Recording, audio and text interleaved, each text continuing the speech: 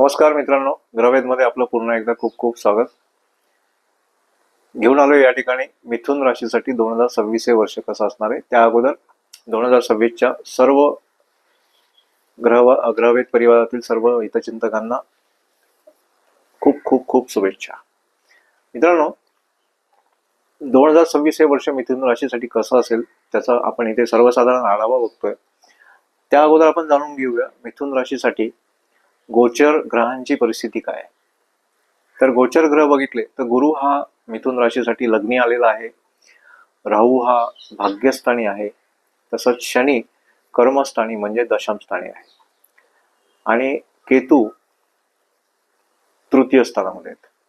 आता जर ओव्हरऑल बघितलं या गोचराचा जर अभ्यास केला तर 2026 हे वर्ष मिथुन राशीसाठी कसं असेल याचा हा सर्वसाधारण आढावा आपण इथे घेतोय. आणि त्यातला पहिला विभाग म्हणजे सगळ्यात श्रेष्ठ असा विभाग आरोग्य. आरोग्यासाठी हे वर्ष तुमचं सरासरी आहे परंतु उत्तम आहे, कारण की गुरु लग्नी आहे, त्यामुळे कुठेतरी आरोग्य हे नीट ठेवणार आहे, परंतु छोट्या मोठ्या तक्रारी राहणार आहेत. आणि छोट्या मोठ्या तक्रारी जर त्या असतील आणि जर तुम्ही दुर्लक्ष केलं तर त्याचा विपरीत परिणाम तुम्हाला पाहायला मिळू शकतो किंवा त्रास होऊ शकतो. संतुलित असं खानपान किंवा दिनचर्या ठेवायची आहे. योग्य ते काळजी तुम्हाला यावर्षी घ्यायची आहे, कारण गुरु महाराज हे तुमच्या लग्नी आहेत. मोठी समस्या तुमच्या यावर्षी उद्भवणार नाहीये, परंतु कुठेतरी आराम करावा असं वाटेल, परंतु आराम करण्याच्या भानगडीत पडू नका. स्वतःला ऍक्टिव्ह ठेवा. कुठेतरी तुम्हाला स्वतःला जर तुम्ही इन्व्हॉल्व ठेवलं किंवा कार्यरत ठेवलं तर हे वर्ष तुमच्यासाठी आरोग्याच्या दृष्टीने अतिशय चांगलं आहे. 2 जून ते 31 ऑक्टोबर या कालखंडामध्ये गुरु जे आहेत ते तुमच्या धनस्थानामध्ये म्हणजे सेकंड हाऊसला ट्रान्झिट करतायत किंवा गोचर करतायत. त्यामुळे कुठेतरी कंबर, जनन इंद्रिय किंवा छाती या संबंधी आजार तुम्हाला उद्भवू शकतो, किंवा हे आजार जर तुम्हाला अगोदर असतील, जुने असतील, तर त्याचा त्रास जून नंतर तुम्हाला चालू होण्याचे चान्सेस आहेत. ओव्हरऑल बघितलं तर यावर्षी आजाराच्या दृष्टीने तुम्हाला जास्त काही मोठा आजार किंवा समस्या नाहीयेत, परंतु एकच या ठिकाणी सांगेल की कुठेही निष्काळजीपणा करू नका आरोग्याच्या बाबतीमध्ये, अन्यथा त्याची मोठी हे चुकवावी लागेल तुम्हाला, तर त्रास होऊ शकतो.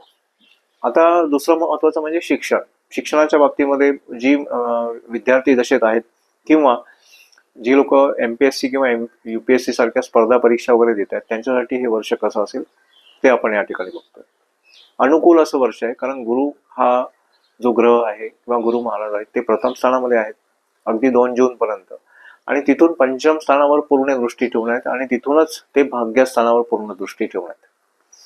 तर पंचम आणि भाग्य म्हणजे मूल त्रिकोण जे आहे तुमचं, ते मूल त्रिकोण गुरु महाराजांच्या अंडरमध्ये आहे किंवा कंट्रोलमध्ये आहे. त्यामुळे तुम्हाला शिक्षणाची ओढी निर्माण होईल. एकाग्रता कुठेतरी तुमच्यामध्ये प्रचंड आलेली असेल आणि त्या एकाग्रतेचा जर तुम्ही उपयोग केला तर तुम्हाला शिक्षणामध्ये उत्कृष्ट दर्जाचं जे रिटर्न्स असतात किंवा परिणाम असतात ते मिळू शकतात. आणि दुसरं असं की 31 ऑक्टोबर नंतर सुद्धा गुरु जेव्हा स्वतःच्या उच्च राशीत जातील म्हणजे कर्क राशीत जातील तेव्हा ते तुमच्या धनस्थानात असणार आहे. तोही कालखंड तुमच्यासाठी शिक्षणाच्या बाबतीमध्ये अतिशय चांगला असणार आहे. आणि जेव्हा तिथे गुरु जातील त्यानंतर जी मंडळी स्पर्धा परीक्षा किंवा MPSC UPSC करणार आहेत त्यांच्यासाठी तो कालखंड चांगला आहे. आता मन लावून अभ्यास तुमचं जे यावर्षीचं जे माइंडसेट असणार आहे अभ्यासाच्या बाबतीमध्ये ते अतिशय मन लावून अभ्यास करणे किंवा मेहनतीने अभ्यास करण्याकडे असणार आहे. आणि जेव्हा ह्या 2 गोष्टी येतात, ज्या ठिकाणी मन तुम्ही लावता आणि मेहनत करण्याची तयारी असते किंवा मेहनत घेता, तेव्हा तुम्ही अभ्यासामध्ये पूर्णपणे यशस्वी होणार. हे गुरु महाराजांची आशीर्वाद तुमच्या यावर्षी पाठीमागे असणार आहे. आणि कर्मस्थानावर गुरुची दृष्टी असल्यामुळे कुठेतरी तुम्हाला जे लोक प्रोफेशनल प्रॅक्टिससाठी शिकतात किंवा प्रोफेशनल कोर्सेस वगैरे जे काही करतायत त्या कोर्सेसमध्ये तुम्हाला फायदा होऊ शकतो. व्यावसायिक कोर्सेस असतील कुठल्याही प्रकारचे तर त्याच्यामध्ये तुम्हाला यश संपादन मिळू शकतं. सर्वसाधारण बघितलं तर सकारात्मक असं वर्ष आहे. संशोधन कार्य करण्यामध्ये जे शिकत असतील त्यांना सुद्धा याच्यामध्ये फायदा आहे. टूर्स, ट्रॅव्हल्स, कम्युनिकेशन किंवा हॉटेलिंग इंडस्ट्रीमध्ये जी लोक शिकतात त्यांना सुद्धा यावर्षी चांगले रिटर्न्स आपल्या शिक्षणामध्ये मिळू शकतात. कुठेतरी शनी महाराजांची जी दृष्टी आहे त्या दृष्टीमुळे तुमच्यावर अभ्यासातून मन भटकण्याची चान्स येऊ शकतात. तर तसं होऊ देऊ नका. अभ्यासामध्ये थोडीशी जास्त मेहनत करावी लागू शकते, परंतु भटकू नका. वृद्ध मंडळी जे असतील आणि शिक्षक असतील त्यांचा आदर करा. सगळ्यात महत्त्वाचं त्यांचे सल्ले घ्या की जेणेकरून तुमच्या शिक्षणासाठी त्याचा फायदा होईल. आता व्यवसायाचं बघितलं तर व्यवसायाच्या बाबतीमध्ये बघितलं तर योग्य असा काळ आहे. सरासरी वर्ष आहे. शनी महाराज तुमच्या दशम स्थानात असल्यामुळे कुठेतरी व्यवसायामध्ये संथपणा किंवा व्यवसायाची गती ही स्लो होताना दिसेल. परंतु कर्माचा स्वामी हा गुरु लग्नी असल्यामुळे कुठेतरी चांगले उत्पन्न तुम्हाला मिळणार. बिझनेस हा तुमचा जो आहे तो 2 जून नंतर जेव्हा गुरु उच्च राशीत जातील त्यावेळेस बिझनेसमध्ये तुम्हाला एक वेगळा चेंज किंवा एक वेगळी बदल तुम्हाला जाणवेल आणि तो बदल हा पूर्णपणे तुमच्या फायद्यात राहणार आहे आणि स्पेशली आर्थिक उत्पन्नाच्या बाबतीमध्ये राहणार आहे. दशम भाव जो तुमचा यावर्षी आहे म्हणजे कर्मस्थान आहे ते प्रचंड प्रमाणात मजबूत राहणार आहे. त्यामुळे व्यवसायामध्ये चांगल्या प्रकारचं लाभ होऊ शकतो. मॅनेजमेंटमध्ये जे लोक काम करतात त्यांच्यासाठी व्यवसायासाठी अतिशय चांगला असा काळ आहे. कायदा किंवा लोखंड किंवा कोळसा वगैरे या अशा क्षेत्रामध्ये जे लोक काम करतात त्यांच्यासाठी कुठेतरी अडचणीचा काळ असू शकतो किंवा कठीण मेहनत करावी लागू शकते. परंतु ओव्हरऑल बघितलं तर 2026 हे व्यापाराच्या दृष्टीने अतिशय चांगलं वर्ष आहे. आता पाहूया नोकरीमध्ये काय योग आहेत ते. सरासरी वर्ष आहे, कारण कर्म स्थानाचा जो तुमचा स्वामी आहे तो गुरु 2 जून पर्यंत सामान्य परिणाम देणार आहे. म्हणजे 2 जून पर्यंत नोकरीमध्ये तुम्हाला काय नेमकं घडणार आहे तर वरिष्ठ कुठेतरी साथ देणार नाहीयेत, नकारात्मक वागू शकतात. कार्यक्षेत्रामध्ये तुमच्या असंतुष्ट असं वातावरण राहण्याचे चान्सेस आहेत. त्यामुळे लक्षपूर्वक जर तुम्ही काम केलं, समर्पित राहा, यश नक्कीच मिळणार आहे. परंतु कुठेतरी मेहनत आणि एकाग्रता या गोष्टींची तुम्हाला पूर्णपणे पालन करायचंय. गुरु तुमच्या 2 जून ते 31 ऑक्टोबर हा जो पिरियड आहे तो गुरु उच्च राशीत असल्यामुळे 6व्या व 10व्या भागाला दृष्टी देणार आहे. त्यामुळे कुठेतरी तुम्हाला नोकरीमध्ये वरिष्ठांचे जे तुमच्याशी वागणे आहे ते बदलताना दिसणार आहे. तुमच्या फेवरमध्ये वरिष्ठ आलेले तुम्हाला दिसतील, चांगले वर्तन करतील, तुम्हाला सन्मान देतील. नोकरीमध्ये तुम्हाला शाबासकी मिळू शकते. प्रमोशन्स किंवा पगारवाढ सुद्धा मिळण्याचे चान्सेस आहेत. परंतु कामामध्ये नोकरीचा कुठेतरी ताण किंवा टेन्शन्स असू शकतात. मानसिक दडपण तुम्हाला कामामध्ये येऊ शकतं, त्यामुळे सावधान राहायचंय.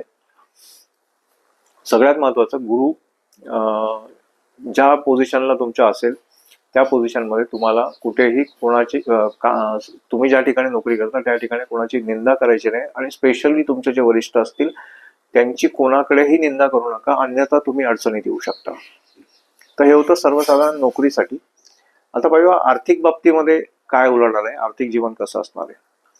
तसं बघितलं गेलं तर मागच्या वर्षीपेक्षा आर्थिक जी बाब आहे तुमची किंवा आर्थिक बाजू जी आहे ती प्रचंड प्रमाणात यावर्षी सुधारणार आहे. कारण मागच्या वर्षी गुरु हा मिथुन राशीसाठी व्ययस्थानात होता आणि त्यामुळे अचानक उद्भवणारे खर्च किंवा विनाकारण खर्च असे काही ना काही तुमच्या पाठीमागे लागले असतील तर ते यावर्षी पूर्णपणे बंद होणार आहे.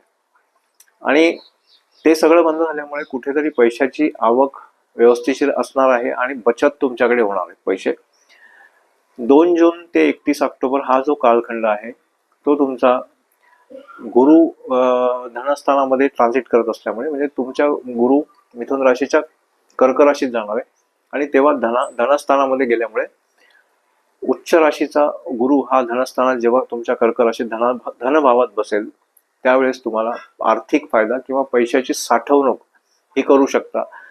नोकरी नसणाऱ्यांसाठी त्यावेळेस नोकरी लागू शकते. नोकरीचा जे लोक प्रयत्न करत असतील त्यांना नोकरी लागू शकते. नोकरी चेंज करायची असेल तर तोही पिरियड चांगला आहे. त्या पिरियडमध्ये तुम्हाला नोकरीमध्ये तुमच्या प्रमोशन्स किंवा एक कमी पॅकेजच्या नोकरीमधून तुम्ही मोठ्या पॅकेजच्या किंवा मोठ्या पगाराच्या नोकरीकडे जाऊ शकता. आणि सगळ्यात महत्त्वाची गोष्ट की विनाकारण खर्च करू नका, आर्थिक नियोजन करा, आलेल्या पैशाचा योग्य तो उपयोग करा. आणि बचत करण्याचा प्रयत्न जर तुम्ही केला तर आर्थिक बाजू तुमची सक्षम होऊ शकते. यानंतर आपण बघूया प्रेम जीवन. अनुकूल असं प्रेम जीवन आहे, कुठलीही समस्या नाहीये, कारण गुरुचा शुभ प्रभाव हा पंचम स्थानावर आहे, कारण गुरु तुमच्या स्वतःच्या राशीत आहे. त्यामुळे कुठेतरी प्रेमाचा तुम्हाला लाभ मिळेल. शुक्राचा गोचर सुद्धा तुम्हाला यावर्षी लाभदायक आहे. गुरुची पंचम स्थानावर असलेली दृष्टी ही प्रेम जीवनात तुमच्या गोडवा ठेवणार आहे, समजदारी राहील. 31 ऑक्टोबर गुरु धनस्थानात असणार आहे आणि सप्तमेश म्हणून गुरु तुमचा धनस्थानात असल्यामुळे कुठेतरी तुमचं लग्न किंवा विवाह होऊ शकतं. तो काळ तुमच्या प्रेमविवाहासाठी अतिशय उत्तम असा काळ आहे. शनी महाराजांची सप्तम भावावरची जी दृष्टी आहे त्यामुळे कुठेतरी प्रेम जीवनामध्ये अडथळे सुद्धा येऊ शकतात, तर तेवढी काळजी तुम्हाला घ्यायची आहे. वैवाहिक जीवनामध्ये 2 जून पर्यंत गुरु प्रथम भावामध्ये आहे आणि सप्तम स्थानावर दृष्टी ठेवल्यामुळे वैवाहिक जीवनाची जी तुमची वाटचाल आहे ती अतिशय सुरेख पद्धतीने चालणार आहे. कुठेही तुमच्यामध्ये नकारात्मकता किंवा समस्या किंवा वाद येण्याची चान्सेस नाहीयेत. वैवाहिक जीवनाचा तुम्ही पूर्णपणे आनंद घेऊ शकता. जिव्हाळा, आपुलकी, प्रेम या सर्व गोष्टी तुमच्या आयुष्यात राहणार आहेत. 2 ऑक्टोबर पर्यंतची वेळ ही व्यवस्थिशीर असणार आहे. म्हणजे जवळजवळ पहिले 10 महिने हे वैवाहिक आणि विवाहासाठी किंवा प्रेम जीवनासाठी अतिशय उत्तम काळ आहे.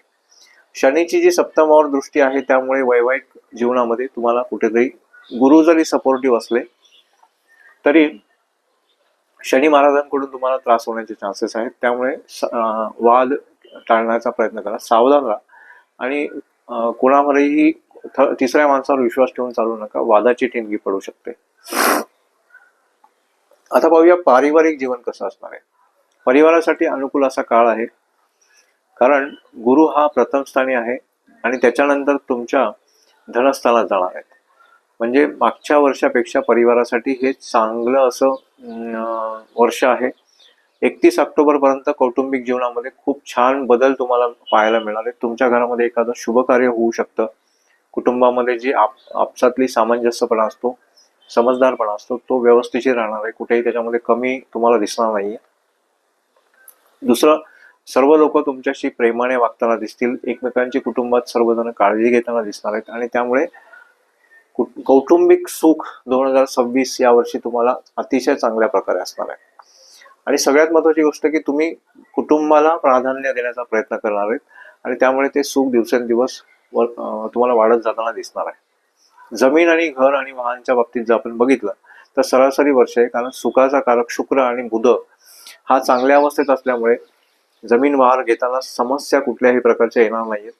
आर्थिक नियोजन जर तुम्ही केलेलं असेल अगोदर तर तुम्ही या वर्षी पूर्णपणे जमीन किंवा वाहन किंवा घर घेण्याच्या बाबतीत यशस्वी ठरवू शकता.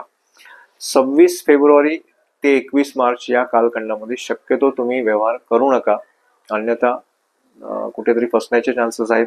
13 एप्रिल ते 23 मे आणि तसंच 29 जून ते 24 जुलै हा कालखंड व्यवहारासाठी खराब आहे. या पिरियडमध्ये व्यवहार करू नका. तर मित्रांनो, हे होतं मिथुन राशीसाठी 2026 हे वर्ष कसं जाईल याचा सर्वसाधारण आढावा. यानंतर आपण या ठिकाणी पाहणार आहेत काही उपाय की जेणेकरून हे वर्ष अजूनही आपल्याला चांगलं जावं. तर त्याच्यासाठी सर्वात पहिला जो उपाय आहे तो गायीची सेवा करायची. तुम्हाला गायीची सेवा म्हणजे गायीला चारा देऊ शकता, खायला देऊ शकता, पाणी देऊ शकता. पूर्णपणे सात्विक जीवन जगण्याचा प्रयत्न करायचा आहे. नियमित मंदिरात जायचंय, दर्शन करायचंय. शक्य असेल तेव्हा नेत्रहीन म्हणजे अंध जी व्यक्ती असते अशा अंध व्यक्तींना भोजन दान करायचे की जेणेकरून तुम्हाला हे वर्ष अजूनही चांगलं जाईल. तर मित्रांनो, हा व्हिडिओ मी आता इथे समाप्तीकडे घेऊन आलेलो आहे. तुम्ही माझ्या चॅनलवर जर नवीन असाल तर कृपा करून चॅनलला लाईक करा, शेअर करा, सबस्क्राईब करायला विसरू नका. धन्यवाद.